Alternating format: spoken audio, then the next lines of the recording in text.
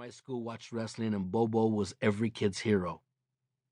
About once or twice a month, he would pull up in front of Jesse's house in his long, white Cadillac Eldorado convertible with zebra upholstery right across the street from our school. As soon as he got out of his car, the whole schoolyard would come rushing over to the fence to see him and shout out his name. They'd yell for him to crush Killer Kowalski or Dick the Bruiser or whoever he was wrestling on Wednesday night. I was always glued to the TV set on that night with my grandmother, who spoke no English, but you needed no particular language to enjoy wrestling. It was the only time I had ever seen my Grandma Lola so animated. She would jump up and down and scream at the screen in Spanish, "Watch out, he's behind you!" When her favorite would win, she would hug me and dance around. The spirit of wrestling possessed her way more than anything that happened at church. When Bobo came out of the house with his new bag full of clean laundry, he would scan the crowd and find Jesse and motion for him to come up front. Bobo would hand him a quarter through the fence. Of course, being his best friend, I got a quarter too. It was my first brush with showbiz, and I was mesmerized. Bobo Brazil was on TV, drove a big white Cadillac, and made the kids go nuts. I was drawn like a moth to the flame.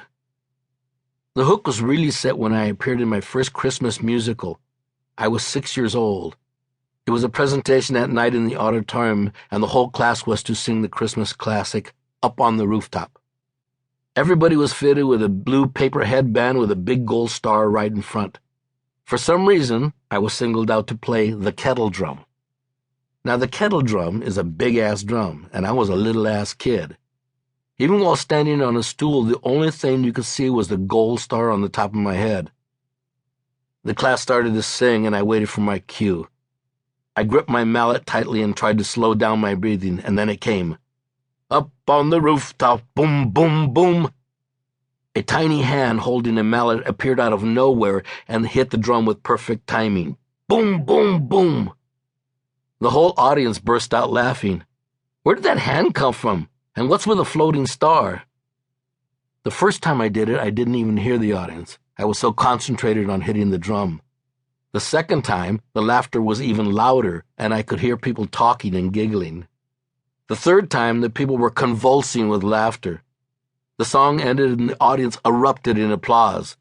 The whole class took a bow, and then my teacher motioned for me to step out from behind the drum. As soon as the audience saw me, they started screaming and whistling and laughing and applauding. That was it. From that moment on, I knew it was the high life for me. I didn't know why, but in those early days it seemed that I was always being picked for special events. In 1952, there was a radio show called House Party, hosted by Art Linkletter. It was a huge show that went on to become an even bigger television show. Mr. Linkletter was a very prominent TV personality whose amiable nature made him one of America's favorites. I loved him and watched him all the time. He later had another big TV show called People Are Funny. This radio show was broadcast live from a studio in Hollywood. In one of its regular features, Art would ask kids all kinds of questions to try to elicit funny answers. Usually he tried to get the kids to spill the beans on family secrets like their mother's pregnant and their dad doesn't know, that kind of stuff. 4 kids from my first grade were picked to be on the show, and I was one of them. On the appointed day, a big black limousine pulled up, and the whole school watched as the 4 of us got in and waved goodbye. Inside the limo was loaded with candy and sodas and cookies, which we all set upon devouring immediately. When we finally pulled up in front of the studio, 4 little sugar-filled first graders burst out of the limo like mad bumblebees. I had never been out of my neighborhood before, let alone the middle of Hollywood. It was like being dropped into the land of Oz. We were quickly herded into a room where a nice man with nice manners patiently explained what was going to happen on the show.